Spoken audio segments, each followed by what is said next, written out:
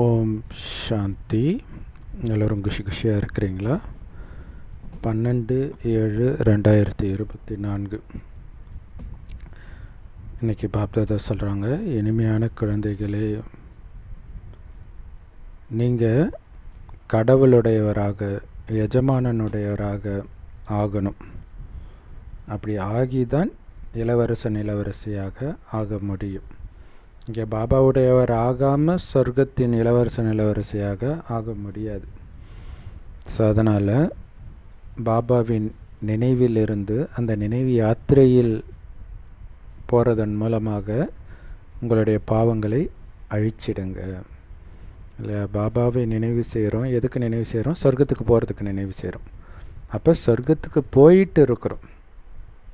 இப்போ எப்படி ஒரு பழனி மலைக்கு காவடி தூக்கிட்டு போகிறாங்க அப்படின்னா, போகிற வழியில் முருகா முருகா நினைவு பண்ணிக்கிட்டே தான் போவாங்க. ஆனால் அங்கே நினைவு பண்ணிக்கிட்டு நடந்து போகிறாங்க, ஸ்தூலமாக போகிறாங்க. ஆனால் இங்கே நினைவு மட்டும்தான் பண்ணுறீங்க, ஆனால் ஆத்மா சொர்க்கத்துக்கிட்ட போய்கிட்டே இருக்குது. நீங்கள் எந்த அளவுக்கு நினைவு பண்ணுறீங்களோ அந்த அளவுக்கு பாவம் அழியும். பாவம் அழிய சொர்க்கத்துடைய ஆரம்பத்தை நோக்கி போகுது ஆத்மா. ஸோ அதனால தான் இது பேர் நினைவு யாத்திரை. நினைவின் யாத்திரை. இது நினைவுனாலேயே நடக்கிற ஒரு யாத்திரை. கேள்வி: எந்த யுக்தியின் மூலமாக அனைத்து துக்கமும் நீக்கப்படுது? பாபா சொல்கிறாரு, நீங்கள் பாபாவுடைய கண்களை பார்க்கும் பொழுது, ஸோ அவருடைய கண்களை உங்கள் கண்கள் சந்திக்குது இல்லையா? அப்போ உங்களுடைய அனைத்து துக்கங்களும் நீங்கிடுது. பாபாவை நினைவு செய்கிறதுனால, உங்களை ஆத்மானு உணர்ந்து பாபாவை நினைவு செய்கிறதுனால அனைத்து பாவங்களும் அழிஞ்சிடுது. இதுக்கு பேர் தான் நினைவு யாத்திரை. நீங்கள் தேகத்தின் அனைத்து தர்மங்களையும் தியாகம் செய்து அந்த ஒரு தந்தையை மட்டும் நினைவு செஞ்சிட்டு இருக்கிறீங்க. இதன் மூலமாக ஆத்மாக்கள் சதோப்பிரதானமாகுது, சுகதாமத்தின் எஜமானர்களாக ஆகுறீங்க. ஸோ இதில் இன்னொரு முக்கியமான விஷயம் என்னென்னா, ஆத்மானு உணர்ந்து பாபாவை நினைக்கணும். அதுதான் முக்கியம். ஏன்னா பக்தி மார்க்கத்துக்கும் ஞான மார்க்கத்துக்கும் உள்ள வித்தியாசமே, பக்தி மார்க்கத்தில் நாம் கடவுளை நினைப்போம், ஆனால் நம்மை உடம்புன்னு நினச்சி தான் நினைப்போம். இங்கே மட்டும்தான் நம்ம உடம்பு கிடையாது, ஆத்மானு உணர்ந்து பாபாவை நினைக்கிறோம். அதனால் உடல் அப்படின்னு ஒன்று இருக்கிறதையே மறந்துட்டிங்கன்னா, உடலின் உறவுகள், உடல் சார்ந்த குணங்கள், உடல் சார்ந்த எண்ணங்கள் எல்லாமே போயிடும். அப்படி பாபாவை நினைக்கணும். ஆனால் பாபாவை நினைக்க தான் அது போகும். அதுதான் முக்கியமான விஷயம். ஸோ மீண்டும் மீண்டும் புத்தியை பாபா கிட்ட இணைக்க மீண்டும் மீண்டும் உங்களை ஆத்மான உணர அந்த தேகம் சம்பந்தப்பட்ட எண்ணங்கள், உணர்வுகள் எல்லாமே புத்தியிலிருந்து விலக ஆரம்பிச்சிடும். பற்று எல்லாமே போயிடும். ஸோ இதன் மூலமாக ஆத்மாக்களாகிய நீங்கள் சதோப்பிரதானமாகி சதோப்பிரதான உலகத்தின் எஜமானராகவே ஆகிடுவீங்க. எந்த அளவுக்கு சதோப்பிரதானமாகறீங்களோ அதை பொறுத்து. ஓம் சாந்தி. சிவபகவானுடைய மகா வாக்கியம்: உங்களை ஆத்மானு உணர்ந்து இங்கே உட்கார்ந்துட்டு இருக்கணும். ஏன்னா பாபா உங்ககிட்ட கேட்குறதுலாம் அதுதான். பாபா வந்ததே உங்களை ஆத்ம உணர்வில் மாற்றுறதுக்கு தான். சிவபகவானுடைய மகா வாக்கியம் அப்படின்னா சிவபாபா புரிய வைக்கிறாருன்னு அர்த்தம். குழந்தைகளே, உங்களை ஆத்மானு உணர்ந்து உட்காருங்க. ஏன்னா நீங்கள் எல்லோரும் ஒருவருக்கொருவர் சகோதரர்கள். ஸோ அதையும் புரிஞ்சுட்டு உட்காரணும். ஏன்னா எல்லா ஆத்மாவுக்கும் அப்பா சிவபாபா பரமாத்மா. அவர் முன்னாடி எல்லோரும் ஆத்மாவாக உட்காரோன்னா என்ன அர்த்தம்? உங்களுக்கு சைடில் இருக்கிறது, முன்னாடி உட்காந்துட்ருக்கிறவங்க, பின்னாடி உட்காந்துட்ருக்கவங்க எல்லாமே வெறும் ஆத்மா தான், உடம்பு கிடையாது. உடலில் தான் ஆண் பெண்ணெல்லாம் வரும். ஸோ இங்கே வெறும் சகோதர ஆத்மா மட்டுமே. எல்லா ஆத்மாவும் அப்பாவுடைய ஆஸ்தியை அடைவதற்கு உரிமை கொண்டதுனால ஆண் தான். நீங்கள் எல்லோரும் அந்த ஒரு அப்பாவுடைய குழந்தைங்க. அந்த ஒரு அப்பா கிட்ட இருந்து நீங்கள் ஆஸ்தி அடையணும். 5000 வருஷத்துக்கு முன்னாடி அடைஞ்சதை தானே அடைய போகிறீங்க, புதுசாக கிடையாது இல்லை? எப்படி அடைஞ்சிங்க? உடல் என்பதை முற்றிலும் மறந்து அனைவரையும் சகோதரராக உணர்ந்ததால் அடைஞ்சிங்க. ஸோ பாபாவை நினச்சி தூய்மையாக ஆகுறீங்க அப்படின்னு சொல்கிறதுடைய அர்த்தமே, தூய்மை ஆனால் தான் நீங்கள் சகோதரராக நினைக்க முடியும், ஆத்ம உணர்வில் நிலைச்சி இருக்க முடியும். ஸோ அப்படித்தான் அப்பாவுடைய ஆஸ்தியை முந்தைய கல்பத்திலும் அடைஞ்சிங்க, இப்போவும் அடையணும். அதனால் இது சாதாரணமாக நினச்சிடக்கூடாது. ஆத்மான்னு நினச்சிக்கிட்டு இருக்கிறது ஒரு பெரிய விஷயமா அப்படின்னு நினைக்கக்கூடாது. ஒரு இழப்புன்னு வரும்போது தான் உங்களுக்கு தெரியும், துட்டிப்பீங்க. காரணம் தேக உணர்வு. அந்த பற்றுன்ற கயிறு அவ்வளோ டைட்டாக கட்டி இருக்கும். நம்பிக்கை துரோகம், இழப்பு, நஷ்டம் இதெல்லாம் வலியை கொடுக்குதுன்னா பற்று பொருள் மேலேயோ நபர் மேலேயோ புகழ் மேலேயோ எதுலேயோ இருக்கும், அதுதான் உங்களுக்கு வலியை கொடுக்குது. நீங்கள் எல்லோரும் அந்த ஒரு அப்பாவுடைய குழந்தைங்க. அந்த ஒரு தந்தைக்கிட்ட இருந்த ஆஸ்தியை அடையணும். எப்படி 5000 வருஷத்துக்கு முன்னாடி அடைஞ்சோம், அதே மாதிரி நீங்கள் ஆதிசநாதன தேவி தேவதைகளின் ராஜ்யத்தில் இருந்தீங்க. அதை ஒரு செகண்ட் நினச்சி பாருங்களேன். நீங்கள் நடக்கும் பொழுதெல்லாம், இப்போ வீட்டில் போய் தண்ணி குடிக்க போயிட்டு இருக்கும்போதே ஒரு அடி எடுத்து வைக்கும்போது அப்படியே மகாலட்சுமியாக எடுத்து வைக்கிறதா நினைங்க. சொர்க்கத்தில் அந்த உணர்வு இருக்கும்ல. நீங்கள் தலையை குனிஞ்சிங்க அப்படின்னா உங்கள் காலை பார்ப்பீங்கல்ல, அப்போ மகாலட்சுமியாக பார்ப்பீங்கல்ல. அப்படியே ஒரு செகண்ட் நாராயணனாக நினைங்க. அப்படி நடக்கும்போதே அந்த 84 பிறவிகளை புத்தியில் சுற்றுறது தான் சுதர்சன சக்கரம். ஸோ அதில் ஒரு முறை 5 சொரூப பயிற்சி. ஸோ அது மட்டுமே கிடையாது, அதை புரிஞ்சுக்கணும். இப்போ முரளி கேட்கும்போது அப்படியே ஒரு செகண்ட் நாராயணனா கேட்டு பாருங்க. நாராயணன் கேட்க வேண்டிய அவசியம் கிடையாது, சொல்கிறேன் அந்த சம்பூர்ண தன்மையோட. ஸோ அப்படி ராஜாவாக நீங்கள் இருந்தீங்க, அந்த ராஜ்யத்தில் தேவதையாக இருந்தீங்க. மீண்டும் எப்படி அந்த சூரிய வம்சத்தினராக மாறுறதுன்ற விஷயத்தான் பாபா உங்களுக்கு புரிய வைக்கிறேன். அதாவது உலகத்துக்கே எஜமானராக எப்படி ஆகிறதுன்னு புரிய வைக்கிறேன். உலகத்துக்கே எஜமானர், அதுவும் ஃபஸ்ட் கிளாஸான உலகத்துக்கு முதல் தரமான எஜமானர். ஆனால் அதுக்கு நீங்கள் பண்ண வேண்டிய வழி ரொம்ப ரொம்ப ஈஸியான வழி. என்னை மட்டும் நினைங்க, அவ்வளோதான். அப்பாவாகி என்னை நினைவு செய்யுங்க, உங்களுடைய உண்மையான அப்பா இல்லையா? பாபா யார்? உண்மையான அப்பா. நேற்று சொன்னார் இல்லையா, நமக்கு எல்லாமே சத்தியம். சத்தியமான ஞானம் கிடச்சிருக்கு, சத்தியமான அப்பா கிடச்சிருக்காரு, சத்தியமான கண்டம் கிடைக்க போகுது. ஸோ எல்லாமே சத்தியம். அந்த போதையிலே இருங்கன்ற இல்லையா? பொய்யான அப்பாவெல்லாம் துக்கம்தான் கொடுப்பாங்க, பொய்யான கணவன்லாம் துக்கம்தான் கொடுப்பாங்க. மனித கணவன், மனித அப்பா, மனித மனைவி, மனித குழந்தை எல்லாமே உங்களுக்கு துக்கத்தை தான் கொடுப்பாங்க. சத்தியமான அப்பா, சத்தியமான கணவன், சத்தியமான மனைவி, சத்தியமான குழந்தை எல்லாமே பாபா மட்டுமே. சொல்கிறார், எல்லா ஆத்மாக்களும் சகோதரர்கள் இல்லையா? நீங்கள் பாபாவை நினைக்கிறீங்கனாலே எல்லாமே சகோதரர்கள். உயர்ந்ததிலும் உயர்ந்தவர் அவர் ஒருவரே. இப்போ உயர்ந்தவரை தானே நினைக்கணும். நம்மை விட தாழ்ந்தவர்களை நினைப்பாங்களா அல்லது நமக்கு சமமானவர்களை நினைப்பாங்களா? உலகத்திலே நம்பர் 1 உயர்ந்தவர் இருக்கிறாரு, அவர் தான் என்னுடைய காதலன்னா எவ்வளோ போதை இருக்கணும். ஸோ அது ஒரே ஒரு கடவுள் மட்டுமே. ஸோ அந்த சத்தியமான கடவுளுடைய குழந்தை நாம். அந்த சத்தியமான எஜமானனுடையவராகி இருக்கிறோம். அந்த தந்தை அவரே இதெல்லாம் புரிய வைக்கிறார். ஸோ உங்களுடைய புத்தி யோகம் பாபாவோட இணைஞ்சிருந்தால் ஸ்ரீமத் படி உங்களுடைய அனைத்து பாவங்களும் அழிக்கப்படும். பாவம் அழிஞ்சிட்டாலே தண்டனையிலிருந்தும் தப்பிச்சிடுவீங்க, துக்கத்திலிருந்தும் தப்பிச்சிடுவீங்க. ஸோ நீங்கள் பண்ண வேண்டியதெல்லாம் என்ன பண்ணாலும் பாபா நினைவு.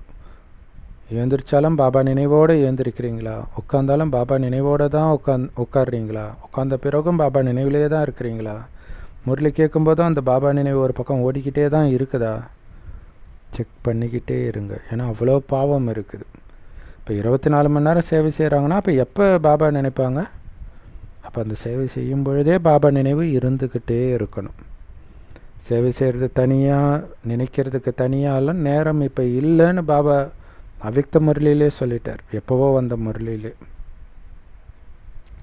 ஸோ உங்களுடைய கண்கள் பாபாவுடைய கண்களை சந்திக்கும் பொழுது, ஸோ இங்கே பாபாவுடைய கண்களை சந்திக்கிறது அப்படிங்கிறது பாபாவை ஸ்தூல வதனத்தில் பார்க்கும் பொழுது, அல்லது ஸ்தூலமாகவே சாக்கார பாப்தாதாவை பார்க்கும் பொழுது கூட உங்களுடைய துக்கம் எல்லாம் நீங்கிடுது.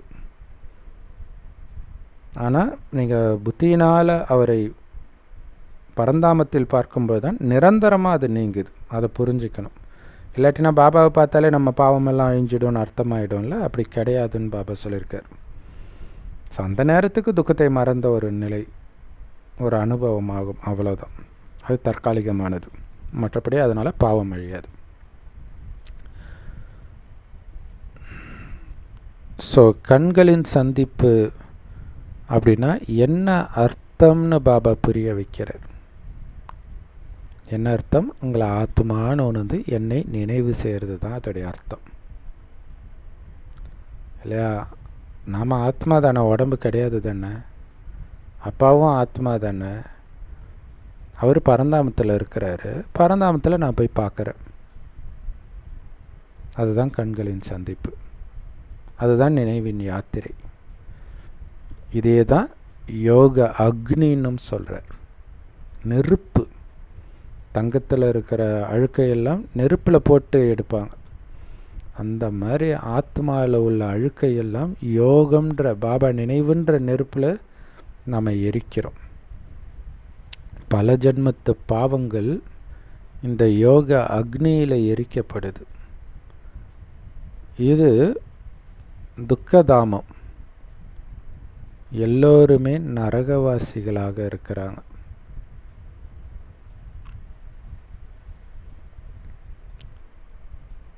எவ்வளவு பாவம் செஞ்சுருக்கிறீங்க? பாவம் செஞ்சதுனால தான் நரகத்துக்கு வந்திருக்கிறோம், இல்லைன்னா ஏன் நரகத்துக்கு வரப்போகிறோம்? இது பேர்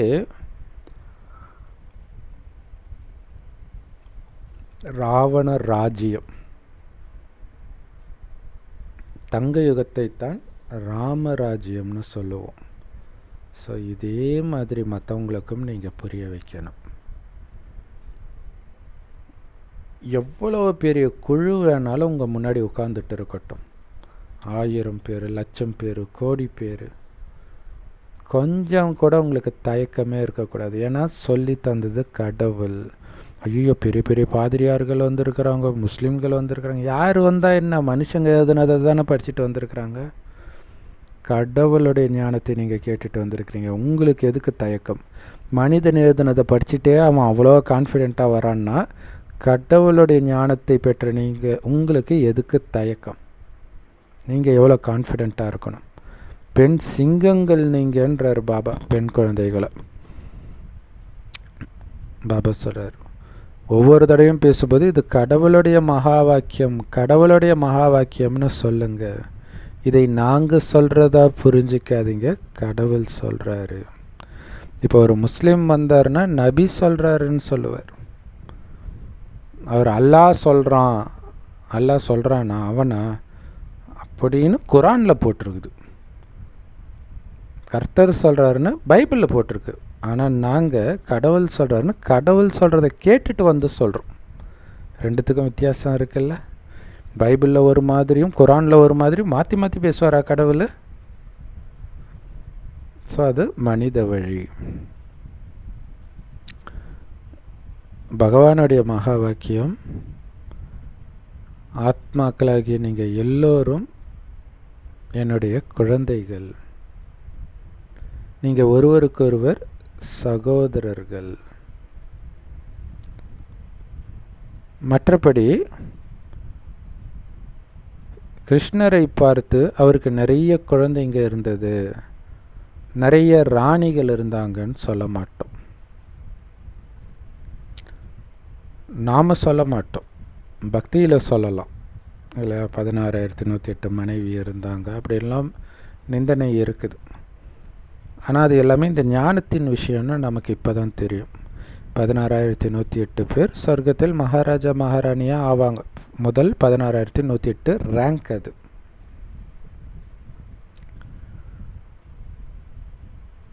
ஸ்ரீகிருஷ்ணர் திருமணம் ஆன உடனே அவருடைய பேர் நாராயணன்னு மாற்றப்படுது.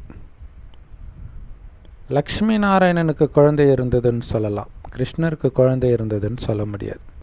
ஏன்னா அது குழந்தை பருவத்து பேர். ஸோ திருமணம் ஆன பிறகு தானே குழந்தை பிறக்கும். அதனால்தான் நாராயணனுக்குத்தான் குழந்தை இருக்குதே தவிர கிருஷ்ணருக்கு கிடையாது. ராதை கிருஷ்ணர் தான் திருமணத்திற்கு பிறகு லக்ஷ்மி நாராயணனாக ஆகிறாங்க. பிறகு அவங்களுக்கு குழந்தை பிறக்குது. பிறகு அவங்களுடைய ராஜ்யம் தொடருது. அவங்களுடைய மகன் அடுத்த ராஜ்யத்துக்கு வருவாங்க. ஸோ இதெல்லாம் விஸ்தாரம். ஆனால் சாரம் என்ன? நிரந்தரமாக பாபாவை நினைவு பண்ணிக்கிட்டே இருக்கணும் இல்லையா? ஞானத்தைத்தான் பேசணும், ஆனால் ஞானத்தின் விஸ்தாரத்துக்கு போனாலும் சாரத்தை விட்டுறக்கூடாது. அதாவது பாபாவுடைய நினைவை விட்டுறக்கூடாது. அது ரொம்ப ரொம்ப முக்கியமான விஷயம். நிரந்தரமாக நினைவு. அந்த நிரந்தரம்ன்ற வார்த்தைக்கு அண்டர்லைன் பண்ணுங்கன்னு ஒரு பாபா. தேகத்தின் எல்லா தர்மத்தையும் சந்நியாசம் பண்ணி என் ஒருவனை மட்டும் நினைவு செய்யுங்க, உங்கள் பாவம் அழிஞ்சிடும்ன்ற. ஸோ தேகத்தின் எல்லா தர்மத்தையும் சந்நியாசம் பண்ணுறதுனா என்ன அர்த்தம்? ஆத்மான்னு உணர்றதுன்னு அர்த்தம். ஏன்னா தேகமே நான் இல்லை, தேகம் சம்மந்தப்பட்ட எதுவுமே என்ன இது இல்லைன்னா மீதி இருக்கிறது என்ன? ஆத்மா தானே. ஸோ அப்போ வெறும் ஆத்மான்னு நினைக்கும் போது அதை மறந்துடுறோன்றதுக்காக தான் அதை சொல்கிறார். தேகத்தின் அனைத்து தர்மத்தையும் தியாகம் பண்ணி வெறும் ஆத்மான்னு உணர்ந்து என்னை நினைவு செய்யுங்கன்றார். அப்போ தான் பாவம் அழியும். நான் உடலில் இருக்கிற ஆத்மான்னு நினச்சிட்டு பாபாவை நினைவு செய்தால் கூட பாவம் அழியாது. நீங்கள் சதோப்பிரதானமாகி சொர்க்கத்துக்கு போயிடுவீங்க. ஏன்னா ஆத்மான்ற உணர்வுலே இருந்தால் தான் இந்த உடலை விட்டு போகணுன்ற ஆர்வம் இருக்கும். அந்த ஆர்வம் இருக்கணுன்றார். ஸோ அப்படி பாபாவை நினைக்க நினைக்க சதோப்பிரதானமாகி சொர்க்கத்துக்கு போயிடுவீங்க. சொர்க்கத்தில் எந்த துக்கமும் இருக்காது. நரகத்தில் தான் அளவற்ற துக்கம்.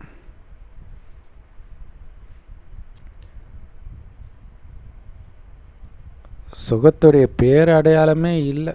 மனிதர்கள் பாருங்கள், கரண்ட் இல்லைன்னா குழந்தைங்களும் ஐயோ எனக்கு போர் அடிக்குது பைத்தியம் பிடிச்ச மாதிரி சொல்கிறாங்க. நம்ம குழந்தையாக இருக்கும்போது கூட அப்படி இல்லை. இப்போ சுத்தமான சக்தி போயிடுச்சு. அதனால தான் பாபா சொல்றார், சுகத்தின் பேரடையாளமே இல்லை, வெறும் மயக்கத்தில் கிடக்கிறாங்க, அவ்வளோதான். அந்த மயக்கத்தை கட் பண்ண உடனே துக்கத்தில் துடிக்கிறாங்க. ஸோ யுக்தியாக குழந்தைங்களுக்கு இப்படி புரிய வைக்கணும் மனிதர்களுக்கு. சிவபகவான் சொல்கிறாரு, குழந்தைகளே, ஆத்மாக்களே, நீங்கள் இப்போ அழுக்காக இருக்கிறீங்க. எப்படி தூய்மை ஆகிறது? தூய்மை ஆகிறதுக்குத்தானே என்னை பதித்த பாவனா வான்னு கூப்பிட்டீங்க.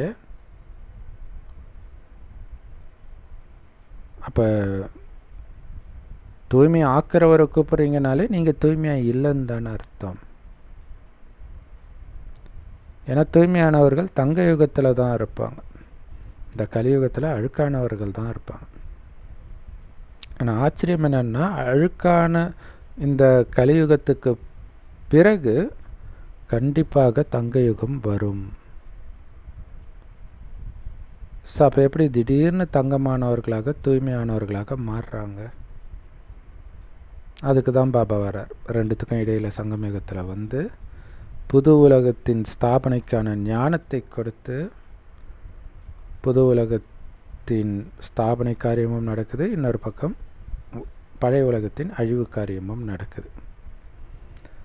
புது உலகத்தின் ஸ்தாபனை பிரம்மா மூலமாக நடக்குது அப்படின்னு நம்பப்படுது. பக்தி மார்க்கத்திலேயே. அப்போ பிரம்மா மூலமாக பிரம்மாவுடைய குழந்தைகள் படைக்கப்படுறாங்க. நீங்கள் வேதத்தில் பார்த்தீங்கன்னா நிறைய பேர் பிரம்மாவுடைய மானசீக புத்திரன்ட்டு நாரதர், வேதவதி, இது மாதிரி நிறைய வரும். ஸோ உண்மையிலே பிரம்மகுமாரிகளாகிய நாம தான் அவரால் தத்தெடுக்கப்பட்ட குழந்தைகள். சிவபாபாவால் பிரம்மா மூலமாக தத்தெடுக்கப்பட்ட குழந்தைகள். அதனால் நம்மை பிராமணர்கள், உச்சிக்கொடுமி அப்படின்னு சொல்கிறோம். ஸோ விராட ரூபமும் இருக்குது. முதல்ல நீங்கள் பிராமணர்கள் ஆகணும். பிரம்மாவை பிராமின் அப்படின்னு சொல்கிறோம். பிரம்மாவும் ஒரு பிராமணர் தான். தேவதைகள் தங்க யுகத்தில் தான் இருப்பாங்க. ஸோ பிராமணர்களை உச்சிக்குடுமின்னு சொல்கிறோம். சங்கமயுகத்தில் இருக்கிற பிராமணர்களை. உச்சிக்குடுமின்னு அர்த்தம் தேவதைகளுக்கும் மேலே. ஏன்னா உச்சிக்குடுமி தலைக்கும் மேலே தானே இருக்கும். தலையிலிருந்து தேவதைகள் தோன்றியதாக சொல்லுவாங்க. அதுக்கும் மேலே பிராமணர்கள். ஸோ அந்த தேவதைகள் தங்க யுகத்தில் தான் இருப்பாங்க. அங்கே வெறும் சந்தோஷம்தான் இருக்கும். துக்கத்துடைய பேரடையாளமே இருக்காது. இரும்பு யுகத்திலேயோ அளவற்ற துக்கம். எல்லாரும் துக்கத்தில் தான் இருக்கிறாங்க. இங்கே கலியுகத்தில் நான் துக்கத்தையே அனுபவம் செஞ்சதே இல்லைன்னு ஒருத்தர் கூட சொல்ல முடியாது. பிறக்கும்போதே அழுதுட்டு தானே பிறக்கிறோம். ஸோ இது ராவண ராஜ்யம்.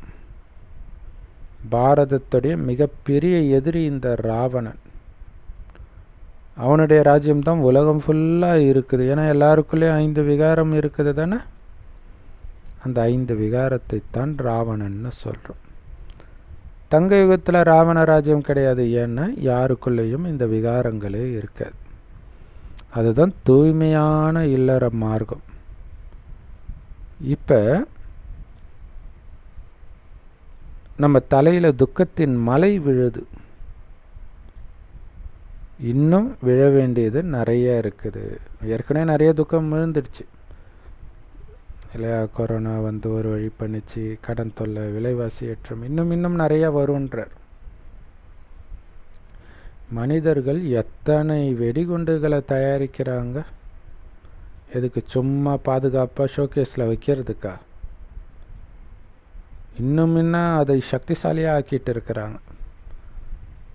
பிறகு ரிகர்சலும் நடக்கும்.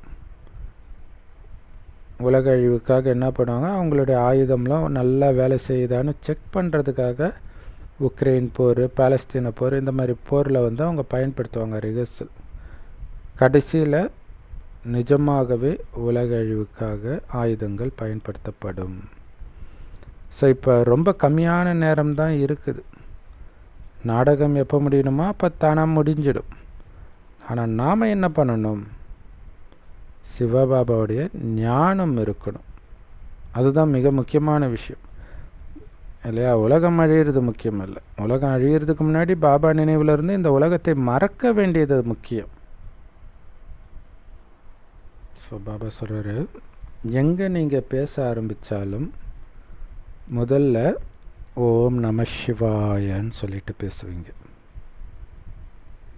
இல்லையா. அவங்களுக்கு ஓம் சாந்தினா அர்த்தம் தெரியாது இல்லை. ஓம் நம சிவாயனா ஓரளவுக்கு அவங்களுக்கு தெரியும் சிவனுக்கு மரியாதை கொடுக்குறாங்கன்ட்டு. ஏன்னா சிவனுக்குரிய மகிமை வேறு யாருக்கும் பொருந்தாது. அதுதான் ஓம் நம சிவாயா சொல்கிறதுடைய அர்த்தம். சிவனே உன்னை நமஸ்கரிக்கிறேன். ஏன்னா அந்த அளவுக்கு மகிமைக்குரியவன் நீன்னு அர்த்தம். அதனால தான் சிவன் அவதரிக்கிற நாளின் நினைவாக கொண்டாடப்படுற அந்த சிவ ஜெயந்தி வைரத்துக்கு சமமானதுன்றார். மற்றபடி ஸ்ரீகிருஷ்ணருடைய தெய்வீக லீலையெல்லாம் எதுவும் கிடையாது. சிவபாபாவுடைய லீலை தான் கலியுகத்தை சொர்க்கமாக மாற்றுறது.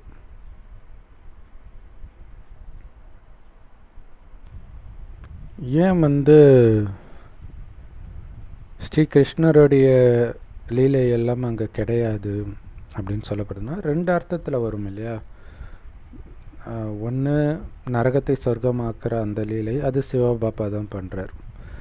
இன்னொன்று குறும்புத்தனம், அந்த வெண்ணெயை திருடுறது, இந்த மாதிரி விஷயங்கள் எல்லாம் சொர்க்கத்தில் நடக்காது. ஏன்னா அங்கே குழந்தைங்க கூட சதோப்பிரதானமாக தான் இருப்பாங்க. அவங்களுக்கு எப்படி திருடுறதுலாம் தெரியும்? அது திருடுறது தானே, வெண்ணெயை திருடுறது தானே. ஸோ அந்த மாதிரி குணம் எப்படி அங்கே இருக்கும், அதுவும் குழந்தைங்க கிட்டேயே. ஸோ குழந்தைங்க எந்த குறும்புத்தனமும் அங்கே பண்ண மாட்டாங்க. ஆனால் என்ன சொல்லிட்டாங்க, வெண்ணெயை திருடி சாப்பிட்டாரு, இதை பண்ணார், அதை பண்ணாருன்னு சொல்கிறாங்க. இதுதான் அவருடைய மகிமையா? ஸோ மகிமை பாடுறதுக்கு பதிலாக இன்னும் நிந்தனை தான் பண்ணுறாங்க இல்லையா. நீங்கள் கிருஷ்ணருடைய மகிமைன்னு நீங்கள் எதை எடுத்து பாருங்களா, நிந்தனை தான் இருக்கும். இந்த சலங்கை ஒலி படத்தில் ஒரு பாட்டு வருமே, பெண்கள் உடை எடுத்தவனே தங்கை கொடை கொடுத்தவனே. ஸோ தங்கைக்கு உடை கொடுத்தாருன்றது மகிமை. ஆனால் அதுக்கு முன்னாடி பெண்களுடைய உடையெல்லாம் எடுத்தாருன்னா பொம்பளை பொறுக்கின்ற மாதிரி அர்த்தம் எல்லாம் வருது.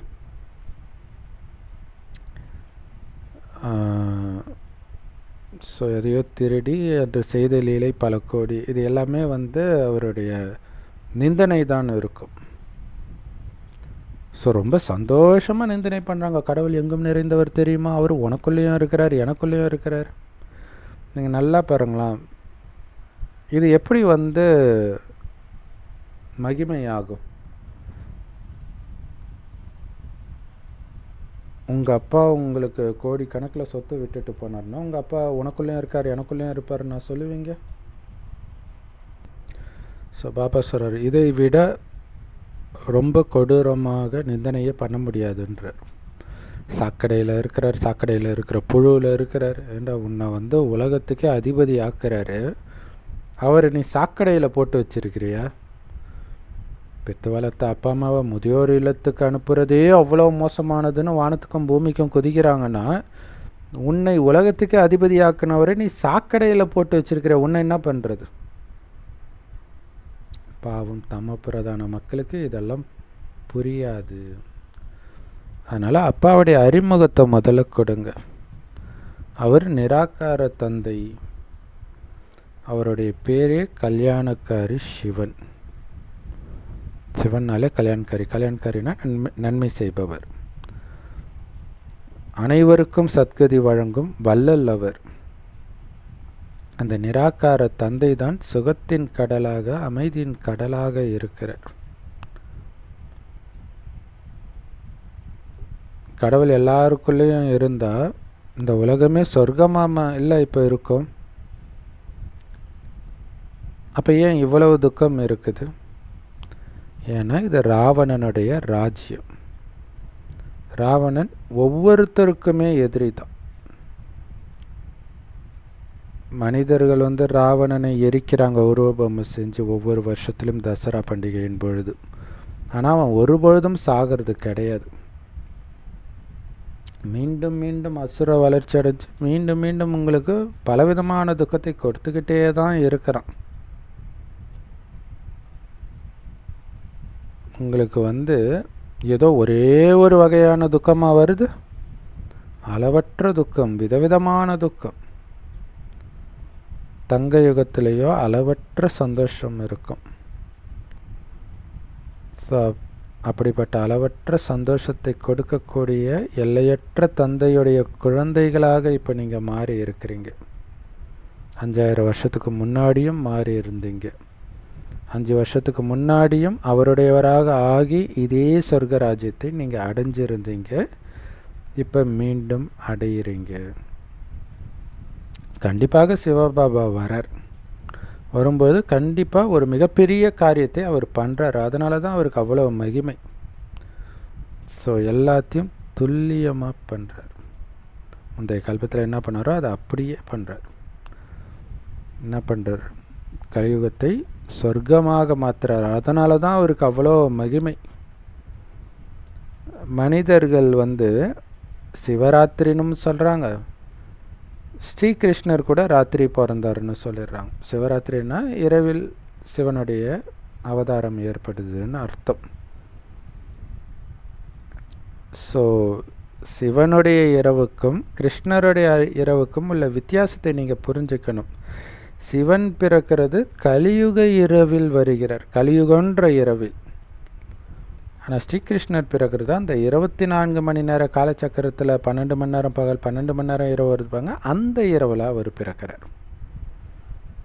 ஸோ இதை புரிஞ்சுக்கணும். சிவபாபா எல்லையற்ற இரவில் வரார். துவாபர கலியுகம் தான் எல்லையற்ற இரவு, அதில் கடைசி நேரத்தில் வரார். ஸ்ரீகிருஷ்ணாவோ அமிர்த வேலையிலெல்லாம் ஜென்மம் எடுக்கிறாரு. இப்போ சொர்க்கத்தில் அவர் பிறக்கிறது வந்து அமிர்த வேலைன்னு சொல்லப்படுது. அது இரவு கிடையாது. இல்லையா? அவர் கரெக்டாக சொல்லணும்னா அவர் வந்து பகலில் தான் பிறக்கிறார். ஆனால் எல்லையற்ற பகல் இது. அங்கே எல்லைக்குட்பட்ட இரவில் பிறந்திருக்கலாம், ஆனால் எல்லைக்கு அப்பாற்பட்ட பகலில் பிறக்கிறார், அதுவும் அமிர்த வேலையில் பிறக்கிறார். மனிதர்கள் சிவராத்திரியை கொண்டாடுறாங்க, ஆனால் உண்மையிலே அவர் பிறந்ததுக்கான தேதி நேரம் திதி இதெல்லாம் எதுவும் கிடையாது. ஸ்ரீகிருஷ்ணருடைய ஜென்மம் அமிர்த வேலையில் ஏற்படுது. அமிர்த வேலை தான் இருக்கிறதுல மிக மங்களகரமான நேரமாக சொல்லப்படுது. அந்த மனிதர்கள் ஸ்ரீகிருஷ்ணருடைய பிறந்த நாளை நள்ளிரவில் கொண்டாடுறாங்க. ஆனால் அது ஒன்றும் அதிகாலை கிடையாது. அதிகாலைன்றது 2 to 3 மணியை சொல்லலாம். அப்போ உங்களால் கடவுளை நினைக்கவும் முடியும் அந்த நேரத்தில். இல்லையா? 2 மணிலேருந்து அமிர்த வேலையாக பண்ண ஆரம்பிச்சிடுவாங்க.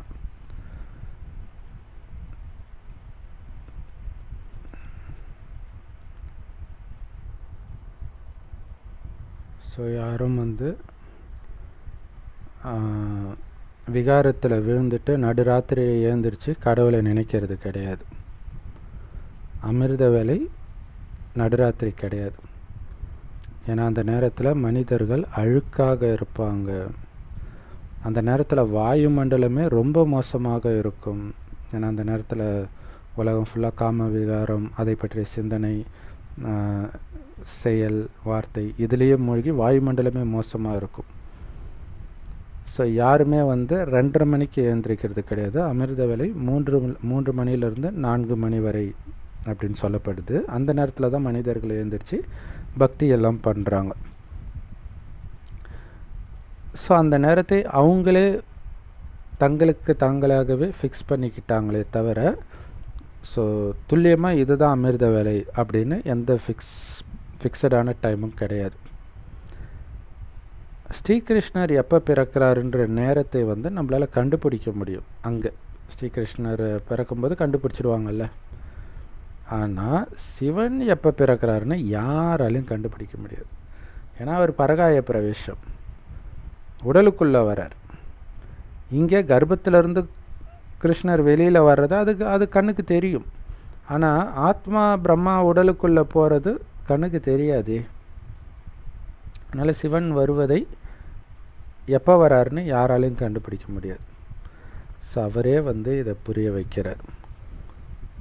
முதலாக சிவபாபாவுடைய மகிமையை மனிதர்களுக்கு சொல்லணும். ஸோ அவருடைய மகிமை பாடல் எல்லாம் ஆரம்பத்தில் போடணும். ஸோ பாபா எப்படி சொல்கிறார் பாருங்களா, அதாவது பாட்டு வந்து ஆரம்பத்தில் தான் போடுவாங்க, முடிஞ்ச அப்புறம் போட மாட்டாங்க. அந்த மாதிரி தான் பாபாவுடைய மகிமையை எடுத்த உடனே சொல்லணும், மகிமை பாடணும்னு சொல்கிறார். எல்லாம் முடிஞ்சதுக்கப்புறம் சிவனுடைய மகிமை பாடுறது கிடையாது. சிவபாபா அனைவரிலும் மிக மிக இனிமையான பாபா, அப்பா. அவர்கிட்டருந்து எல்லையற்ற ஆஸ்தியை நாம் அடைகிறோம். ஸ்ரீகிருஷ்ணர் அந்த தங்க யுகத்தின் முதல் இளவரசனாக இருந்தார் 5000 வருடத்திற்கு முன்பு. மீண்டும் அப்படி ஆக போகிறார். அங்கே எல்லையற்ற சந்தோஷம் இருந்தது. இப்போ கூட மனிதர்கள் எல்லா மதத்தை சார்ந்தவர்களும் அந்த சொர்க்கத்துடைய மகிமை பாடிக்கிட்டு தான் இருக்கிறாங்க. யாராவது இறந்துட்டாங்கன்னா அவர் சொர்க்கத்துக்கு போயிட்டாருன்னு வேற சொல்கிறாங்க. அப்போ எல்லாருடைய ஏக்கம் சொர்க்கத்துக்கு போகிறதாக இருக்குது. ஆனால் உண்மையிலே சொர்க்கத்துக்கு போகிறாங்கன்னா கிடையாது, இன்னும் இது நரகமாக தான் இருக்குது. ஒருவேளை இது சொர்க்கமாக இருந்தால் அப்போ தான் மனிதர்கள் மீண்டும் சொர்க்கத்தில் ஜென்மம் எடுக்க முடியும். இப்போ நரகமாக தானே இருக்குது, அப்போ நரகத்தில் இருந்து மீண்டும் நரகத்தில் தானே ஜென்மம் எடுப்பாங்க.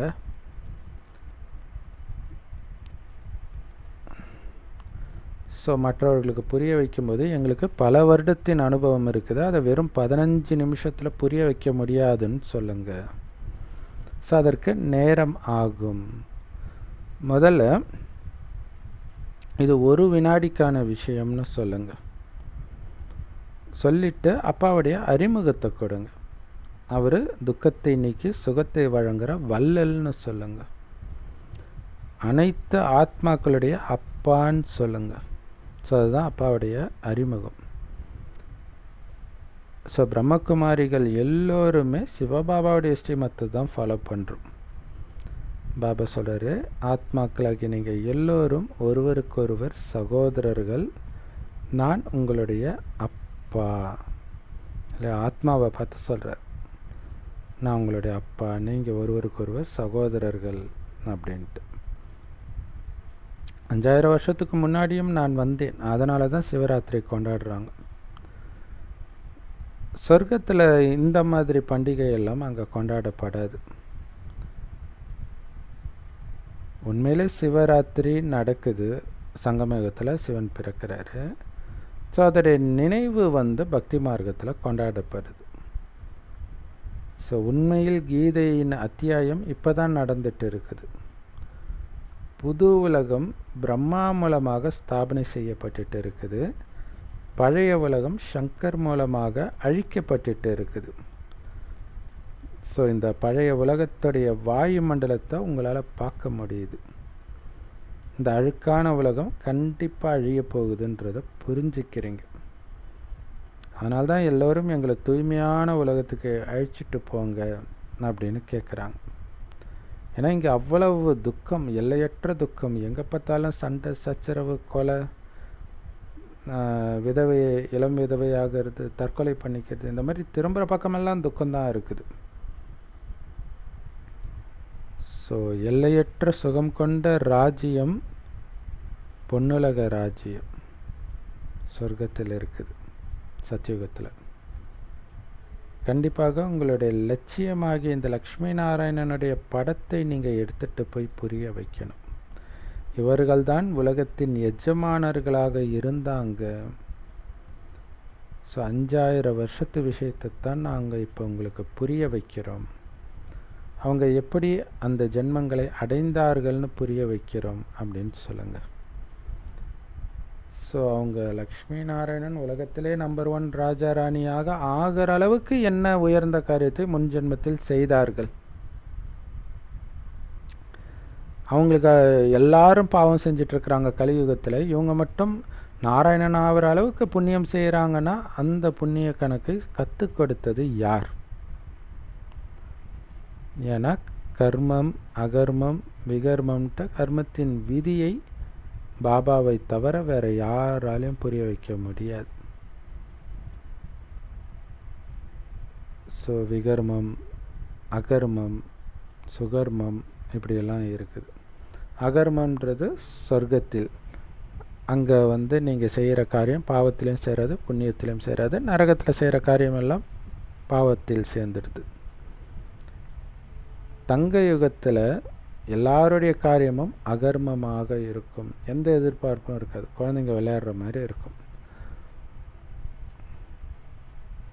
இப்போ ராவண ராஜ்யமாக இருக்கிற காரணத்தினால தான் எல்லாருடைய காரியங்களும் பாவம் நிரம்பியதாக இருக்குது. அதனால தான் இதுக்கு பேரே பாவாத்மாக்களின் உலகம்னு பேர். ஸோ உங்களுடைய கொடுக்கல் வாங்கலும் அந்த பாவாத்மாக்களோடு தான் இருக்குது.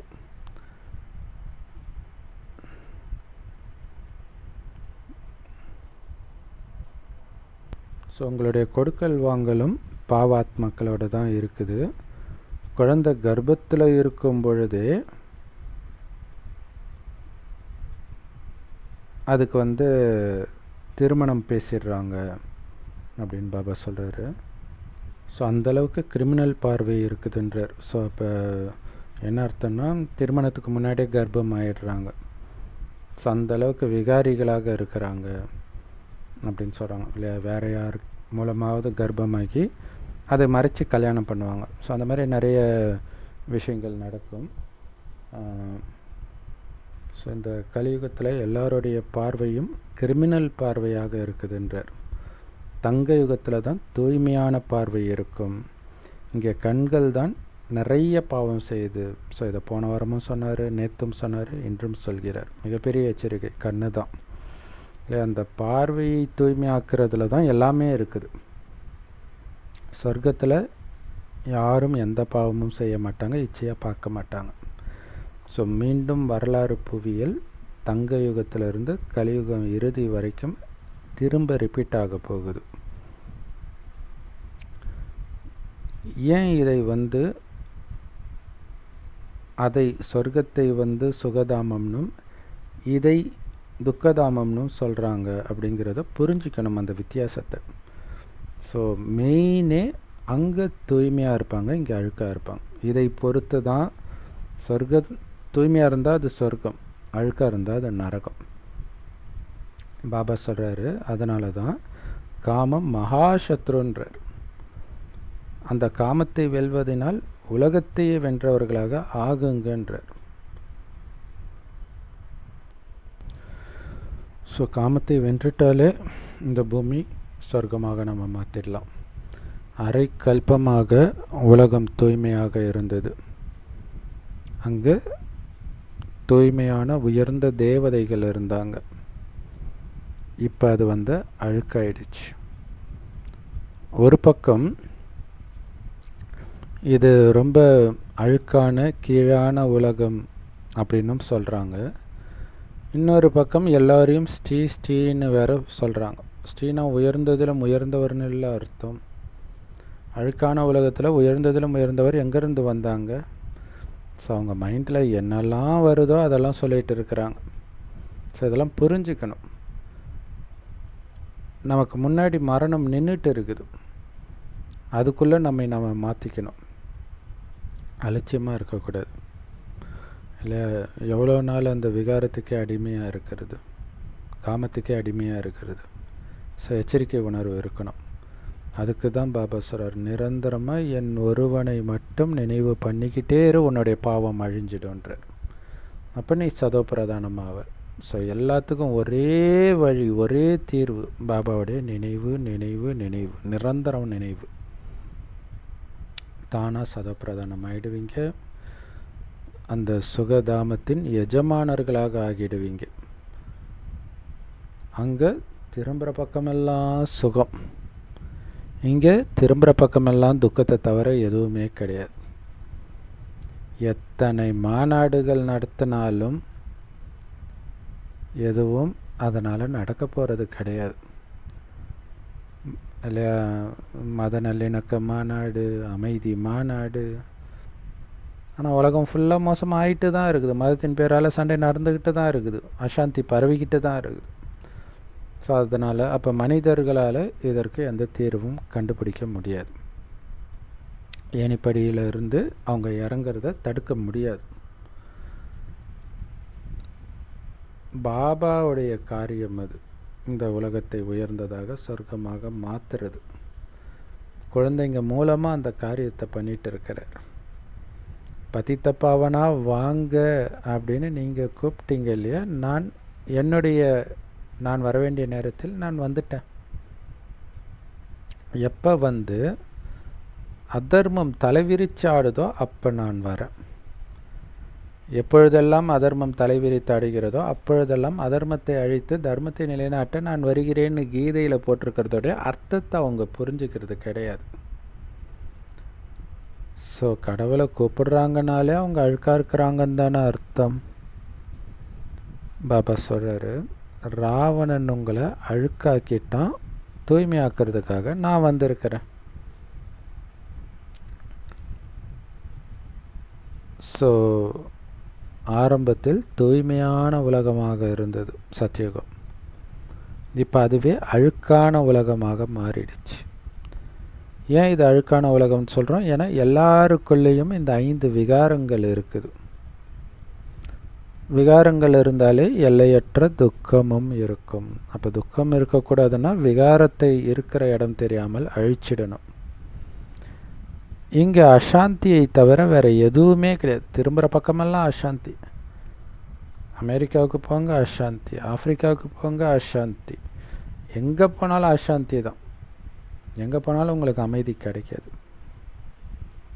மனிதர்கள் முற்றிலும் தமோ பிரதானமாக பாவம் நிரம்பியவர்களாக ஆகும் பொழுதுதான் நான் வருகிறேன். என்னை நிந்தனை செய்தவர்களையும் என்னை எங்கும் நிறைந்தவர்னு சொல்லி அவமானப்படுத்தியவர்களையும் முன்னேற்றுவதற்காக நான் வருகிறேன். இந்த அழுக்கான ராவணனுடைய உலகத்தில் அழுக்கான உடலில் வருவதற்குத்தான் எனக்கு நீங்கள் அழைப்பிதழே கொடுத்தீங்க. ஏன்னா இங்கே எங்கே தூய்மையான உடல் இருக்குது ராவண ராஜ்யத்தில்? அப்போ அழுக்கான உடலில் தானே அவர் வந்தாகணும். ஏன்னா எனக்கும் ஒரு ரதம் தேவையாச்சு, உடல் தேவையாச்சு. எனக்கு தூய்மையான ரதம் தேவை கிடையாது. அது சொர்க்கத்தில் தான் தூய்மையான உடல் இருக்கும். அங்கே வந்து நான் என்ன ஞானத்தை கொடுக்க போகிறேன்? ஸோ அழுக்கான உலகத்தில் அழுக்கானவர்களை தூய்மையாக்குற ஞானத்தை அழுக்கான உலகத்தில் வந்து தான் கொடுக்கணும். அங்கே எல்லோருக்கும் அழுக்கான உடல் தான் இருக்கும். ஸோ அந்த அழுக்கான உடலைத்தான் அவர் எடுக்கிறார். ராவண ராஜ்யத்தில் எல்லோரும் அழுக்கானவர்கள், ஒருத்தர் கூட தூய்மையானவர் கிடையாது. எல்லோரும் விகாரத்தில் தானே பிறக்கிறாங்க. அதனால்தான் இது பேரே விகார உலகம். சொர்க்கம்தான் நிர்விகார உலகம். இப்போ மீண்டும் தமோ பிரதானத்திலேருந்து எப்படி சதோ பிரதானம் ஆவீங்க? நான் மட்டும்தான் பதித்த பாவனர், உங்களை தூய்மை ஆக்குபவர். அதனால் என்னை மட்டுமே நினைவு செய்தால் மட்டுமே நீங்கள் தூய்மையாக முடியும், சதோ பிரதானம் ஆக முடியும். இதுதான் பாரதத்தின் மிக பழமையான ராஜயோகம். கண்டிப்பாக அவர் இல்லற மார்க்கத்தில் தான் வருகிறார், துறவர மார்க்கத்தில் வரல. கேட்பாங்கள்ல, ஏன் வள்ளலார் உடம்பில் போகலை, ஏன் ராகவேந்திரர் உடம்பில் வரல, ராமகிருஷ்ணர் உடம்பில் வரல, ஏன் இந்த வைர வியாபாரி உடம்பில் வராரு? ஏன்னா இது ராஜயோகம், ராஜ்யத்தை ஆள்வதற்கான யோகம். எதுவுமே தேவையில்லைன்னு சொல்கிற துறவிகளுக்கு எதுக்கு இந்த ஞானத்தை கொடுக்கணும்? அவங்க உடம்பில் வர்றதுனால என்ன பயன்? ஸோ அதனால்தான் பாபா சொல்றார், கண்டிப்பாக இல்லற மார்க்கத்தினருடைய உடம்பில் தான் வருவார். அவர் வர்றது எவ்வளோ அற்புதமாக இருக்குது. பரகாய பிரவேசம், வந்ததும் தெரியல போனதும் தெரியல. அவர் நமக்கு அப்பாவாகவும் அம்மாவாகவும் இருக்கிறார்.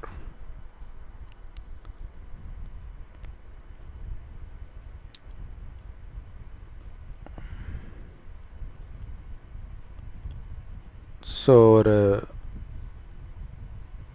இங்கே வந்து அம்மாவாகவும் அப்பாவாகவும் இருக்கிறாருன்றது வந்து பிரம்மா பாபாவுக்கு சொல்கிறது. ஏன் அம்மா? அவர் வந்து ஆண் உடல் தான் இருக்கிறார், அதனால் அப்பா. ஏன் அம்மாவாக இருக்கிறார் அப்படின்னா, சிவத்தந்தைக்கு உடல் இல்லை. ஸோ அப்போ குழந்தை தத்தெடுக்கணுனாலும் பெத்தெடுக்கணுனாலும் ஒரு தாய் தேவை. ஸோ அப்படி இவருக்கு உடலை கொடுத்த பிரம்மா தான் தாயாகிறாங்க. ஏன்னா இறைவனுடைய ஞான அமிர்தம் வெளிப்படுவதற்கு ஒரு வாய் வேணும் இல்லையா, பசுவின் வாய். ஸோ அந்த பசுவின் வாய் தான் பிரம்மாவுடைய உடல். ஸோ அதனால் பிரம்மா தாயாகவும் தந்தையாகவும் இருக்கிறாரு. இருந்தாலும் தாய்மார்களை பார்த்து கொள்வதற்கு ஒரு பெண் தேவைன்றதுனால சரஸ்வதியை தலைமையில் உட்கார வைக்கிறார் பாபா. ஸோ அந்த சரஸ்வதியை தான் ஜெகதம்பா அப்படின்னு சொல்கிறோம். அதே மாதிரி மா காளி அப்படின்னு சொல்லுவாங்க இல்லையா, காளியையும் அம்மான்னு சொல்லுவாங்க. ஸோ அதுக்காக காளியை வந்து அவ்வளோ கண்ணங்கரேர்னு அசிங்கமாக காட்டியிருப்பாங்க இல்லையா, அப்படி அவங்க இருக்கிறாங்கன்னு அர்த்தம் கிடையாது. ஸ்ரீகிருஷ்ணரை கூட கருநீலத்தில் காட்டி இருக்கிறாங்க. காரணம் என்னென்னா, அவர் காமச்சிதையில் அமர்ந்து துவாபரயுகத்தில் காமச்சிதையில் உட்கார்ந்து அழுக்காகிறாரு அப்படின்னு அர்த்தம். அழுக்காகிறாருன்றது ஆத்மா அழுக்காகுது, அப்புறம் கொஞ்சம் கொஞ்சமாக உடலுமே அழுக்காகுது. ஸ்ரீகிருஷ்ணர் அழுக்காக ஆகிறாரு கலியுகத்தில், பிறகு சங்கமயுகத்தில் முயற்சி செய்து அழகாகவும் ஆகிறார். அதனால்தான் அவரை ஷாம் சுந்தர், ஷாம்னா அழுக்கு, சுந்தர்னா அழகு, ரெண்டுமாகவும் ஆகிறார். ஸோ இதெல்லாம் புரிஞ்சிக்கிறதுக்கே கொஞ்சம் நேரம் எடுக்கும். இந்த ஞானம் கோடியில் சிலருடைய புத்தியில் தான் உட்காருது. அந்த சிலரிலும் மிகச்சிலர் தான் இதை புரிஞ்சுக்கிறாங்க. ஏன்னா எல்லாருக்குள்ளேயும் இந்த 5 விகாரம் இருக்குது இல்லையா? ஸோ அது இந்த ஞானத்தை புத்தியில் உட்கார விடாது. ஸோ அதனால தான் பிரம்மச்சரிய விரதம் முக்கியம்ன்றார். பிரம்மச்சரிய விரதம் இல்லைன்னா இந்த ஞானம் உங்கள் புத்தியில் உட்காராது. ஸோ இதை நீங்கள் ஒரு குழுவில் கூட புரிய வைக்கலாம். இப்போ ஒரு கல்யாணத்துக்கு போகிறீங்க, ஏதோ ஒரு ஃபங்க்ஷன் வருது, அல்லது உங்கள் வீட்டிலே ஒரு ஃபங்க்ஷன்னா அங்கே நீங்கள் புரிய வைங்க இல்லையா? ஆந்திராலையோ கர்நாடகாலையோ தன்னுடைய மகன் இறந்த பொழுது சிஎம் வரார். அப்போ சிஎம் கிட்ட பாபா ஃபோட்டோ வச்சு ஞானத்தை கொடுக்குறாங்க அந்த அம்மா, இறந்து போன குழந்தையுடைய அம்மா. ஸோ தான் பாபா சொல்கிறார், அவங்க எதுக்கும் பயப்பில்லை. ஒரு முதல்வர்கிட்ட போய் இதை பேசலாமா, ஆறுதல் சொல்ல வந்த முதல்வர்கிட்ட இதை பேசலாமா அப்படின்னு அவங்க நினைக்கல. இதுதான் நல்ல வாய்ப்பு. ஏன்னா எல்லா டிவிக்காரங்களும் வந்துட்டாங்க. ஸோ எல்லா நியூஸ்லேயும் இது வரும். எவ்வளோ சூப்பரான விஷயம் இல்லையா? ஏன்னா இங்கே எல்லோருக்கும் தன்னுடைய கருத்தை சொல்வதற்கு உரிமை இருக்குது, கருத்து சுதந்திரம் இருக்குது. அதனால் அந்த மாதிரி வாய்ப்பு கிடைக்கும்போது பயன்படுத்திக்கோங்கன்றார்.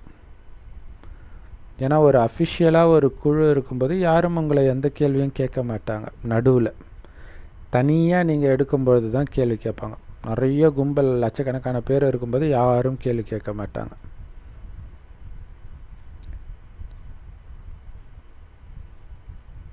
ஏன்னா என்ன சொல்லுவாங்க அப்படின்னா, உனக்கு கேட்க விருப்பம் இல்லைன்னா அமைதியாக போய சத்தம் போடாதையான்னுவாங்க.